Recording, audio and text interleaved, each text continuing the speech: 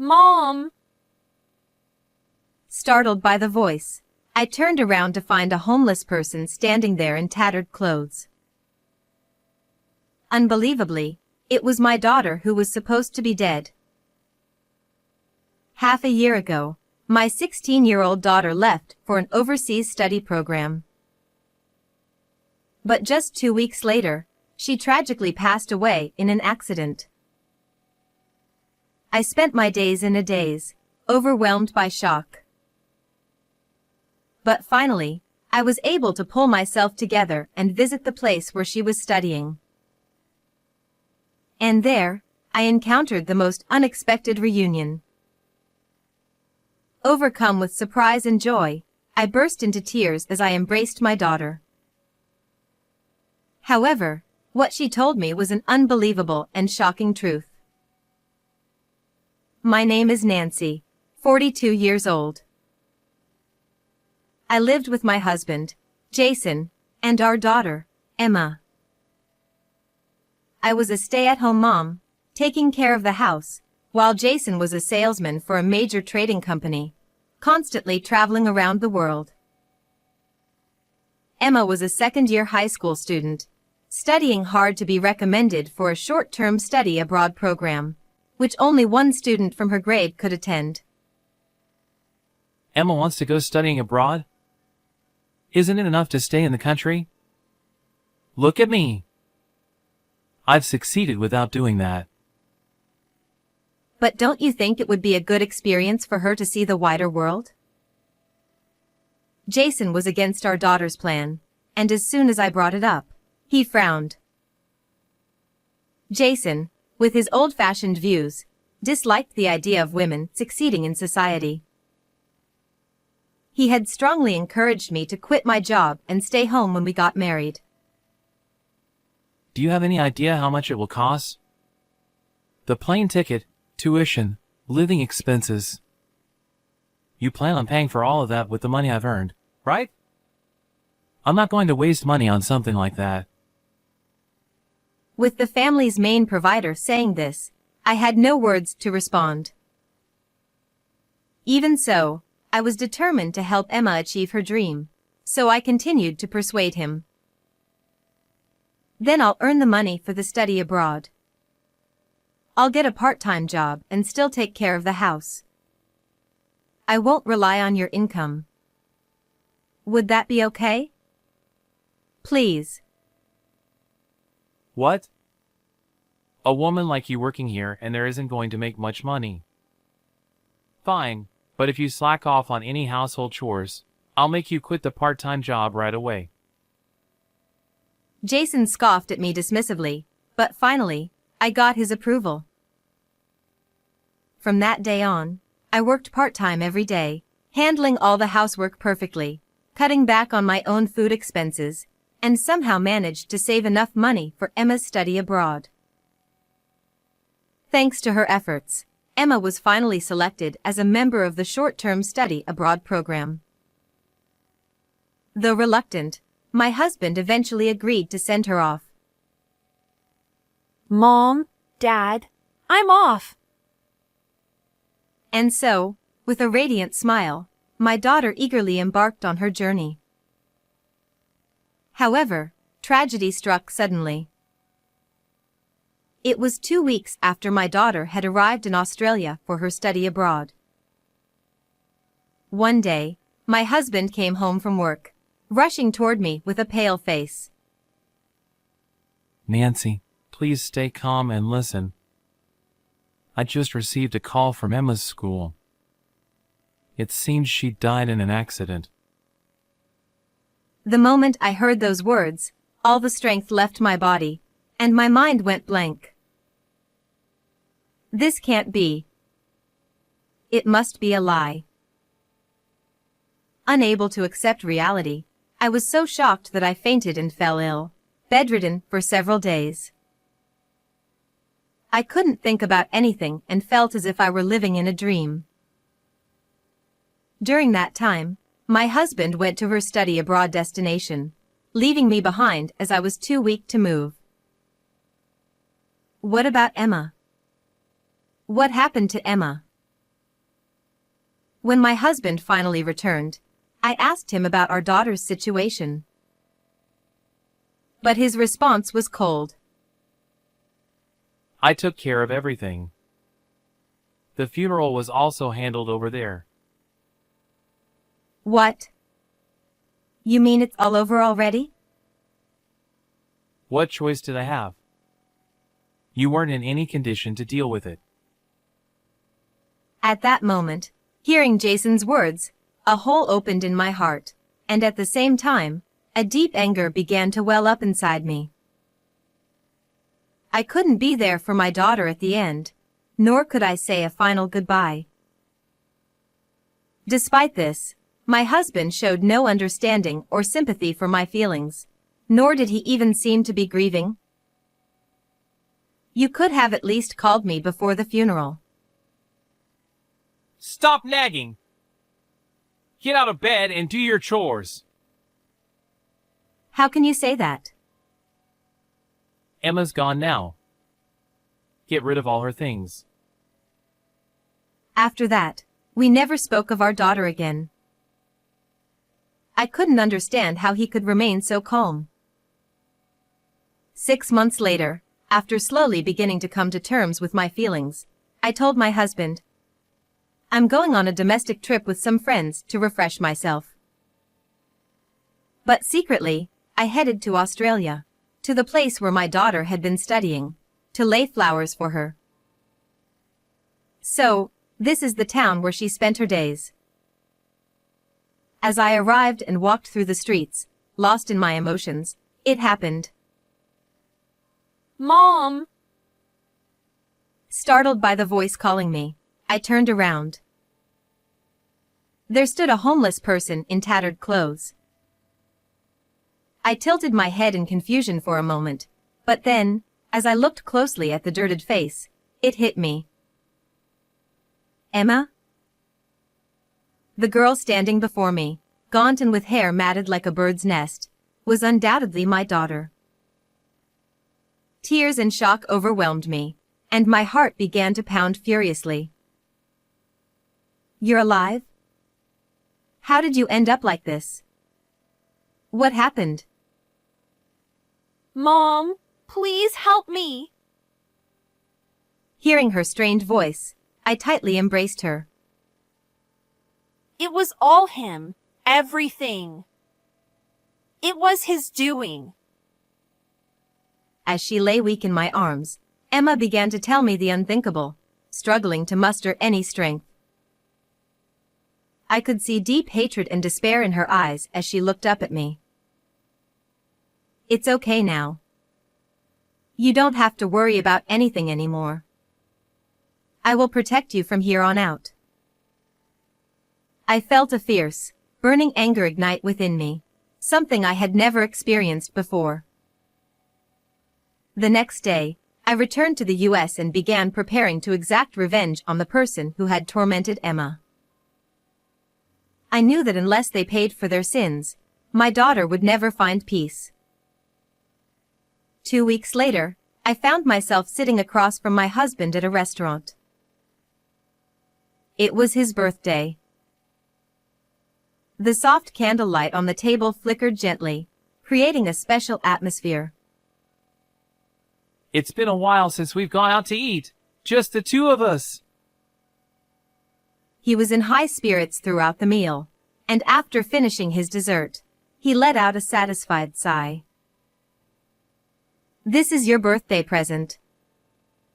Go ahead, open it. I handed him a large book. Oh, is this an album? Yes, I've compiled all our memories together into one book. I smiled sweetly as Jason, clearly intrigued, opened the album. Did you make this? Impressive. Let's see. Oh! You even included photos from before we got married. For once, his voice was lively as he eagerly flipped through the pages. This is from our wedding. And this one is our honeymoon. As he continued to turn the pages, memories seemed to flood back, and his expression grew more sentimental. This must be when Emma was born. Huh? But as soon as he turned to the next page, his expression darkened. I didn't miss that change and smiled to myself inwardly. Oh. Jason? What's wrong? He had turned pale, and a faint sweat appeared on his forehead. No wonder. Page after page, intimate photos of him with another woman began to appear. There were photos of him dining happily with her and walking hand in hand. These were pictures I had painstakingly collected after returning from Australia up until this day, documenting his affair. Clearly flustered, Jason's eyes darted around as he tried to come up with an excuse. Why are these in here? By the way, who is this woman? Nancy, she's just a colleague. You're misunderstanding something. Really? You two seem awfully close for just colleagues. I responded calmly to his words. We were working on the same project, so we ended up spending a lot of time together. I was just listening to her talk about some work issues, that's all. He continued to make excuses, perhaps thinking he could still talk his way out of this. Sure, I guess you need a private room for really serious conversations. What? As I calmly turned the next page, there was a large photo of my husband and his mistress entering a hotel together. Jason's face drained of even more color, and his mouth started to tremble. You're still wearing your wedding ring in the photo, aren't you? And she must know you're married, too, right? I looked him straight in the eye and pressed him with a voice as cold as ice. Finally, as if he had given up, he teared up and tightly gripped my hand. I'll confess. After Emma died, I lost it and had an affair. It was just a moment of weakness. Please believe me. Indeed, the photos in the album were all taken after our daughter was gone. You must have been hurting, too, after losing her. Yes, it was like losing an arm. I just wanted to escape from reality. Misunderstanding my words as a sign of sympathy, he quickly tried to adjust his tone. But to Jason, I muttered, lies, all of it. I quietly pulled out my smartphone. Then who do you think took this video? He stared at the screen in disbelief for a while, as if he couldn't comprehend what he was seeing. This is a video of you with her in Australia, isn't it? Were you on a business trip together? You must have been really busy fitting in dates between meetings. Jason remained in shock for a moment, but suddenly, as if something had clicked, he grabbed me with incredible force. When did you start spying on me? You hired a detective? I can't believe this! Jason, taking advantage of the privacy of the room, started shouting angrily. He then slammed the album onto the table with a loud bang. But I wasn't intimidated. I'm going to call the person who took this video, and the three of us can have a little chat. With that, I dialed a certain number. Don't you dare! What are you trying to do by calling them? Do you enjoy cornering me like this? As his frustration grew, I calmly ended the call and waited for the moment to arrive. This will reveal everything.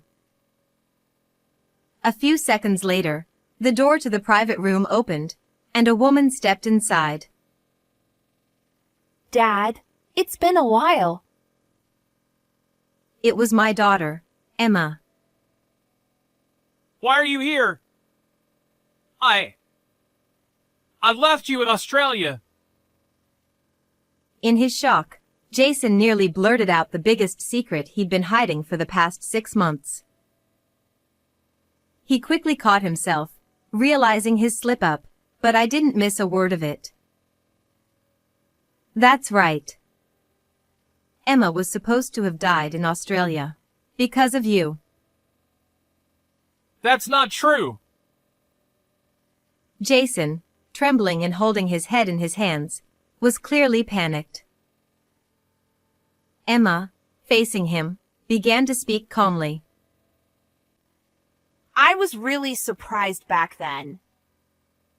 I never expected to catch you cheating during my study abroad. Shut up!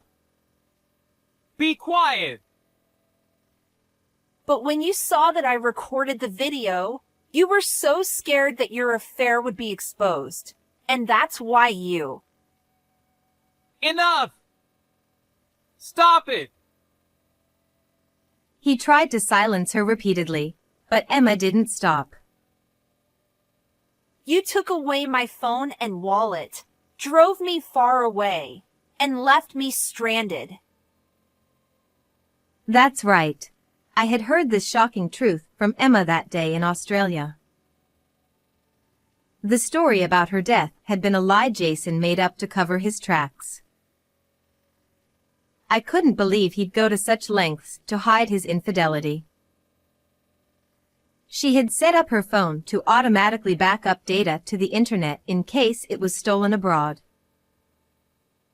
Jason had assumed taking her phone would be enough, but I managed to retrieve all the evidence. Emma didn't die in an accident. You're the one who put her through hell.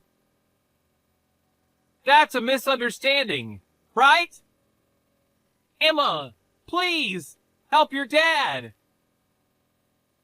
He stretched out his arms in a fatherly gesture, trying to embrace her, but Emma forcefully slapped his hands away. I begged you to help me so many times back then, didn't I? And you ignored me. After walking for days, Emma finally made it back to her school, only to find that Jason had already completed her withdrawal and had cleared out her dorm. With her English skills still developing and without any close friends or anyone to turn to, she was left completely alone. Not knowing what to do, Emma sat dazed in a park until a kind homeless woman helped her. Thanks to that woman's assistance, she managed to survive until she found me. I can't see you as my father anymore. I'll never forgive you. For the past 6 months, Emma had clung to the strong belief that she had to return to America, and now she was glaring sharply at Jason. It's all a misunderstanding. If we talk it out, you'll understand. Are you still going to play dumb? Let the police decide whether it's a misunderstanding. I'm smarter than both of you. I'll find a way to get away with this, no matter what. In his heightened emotional state, Jason seemed to forget he was in a restaurant and started yelling, throwing spoons and forks at me. I'm not worried. With evidence this clear, we'll be fine. What could someone like you, who's only ever worked part-time, possibly do? Hearing those words, I suddenly remembered why I really wanted to support Emma's study abroad. Every day, Jason had belittled me, saying, "What could a housewife like you possibly know?" I wanted her to see a bigger world, to fulfill the dreams I had once held for myself. Don't underestimate me. I clenched my fists and glared sharply at Jason. Just then, as if cowed by the intensity of my gaze, he froze, and we heard the distant sound of police sirens. You see, before I let Emma into the room, I'd already called the police and asked them to come. Looks like they're here to pick you up. You can finish this conversation at the police station. What? Wait, are you serious? You really called the police? Are you trying to make your own husband a criminal? We're getting a divorce, so whatever happens to you doesn't concern me anymore. Wait! Hold on! I was wrong! I'll change! I swear! So please, don't leave me! Don't call the police! Crying, Jason clung to me, but I brushed him off without a word. When he tried to cling to Emma next, she, of course, rejected him as well. Finally realizing it was over, he collapsed to his knees. Later, Jason was sentenced to prison for endangering our underage daughter, and he was also fired from his job. I divorced him and demanded $20,000 in alimony. I also sought $15,000 from his affair partner. Word of their relationship quickly spread through the company, and after paying me off, the woman left the company and dumped Jason. Jason's parents disowned him, leaving him with nowhere to go, and he ended up homeless. Emma was able to return to her studies in Australia and resumed her journey toward achieving her dreams. I found a new full-time job. Seeing Emma's determination to view the world with wide eyes gave me the courage I needed. Now, I'm living busy yet fulfilling days for myself. How was today's story? Don't forget to subscribe to the channel. I'll see you in the next video.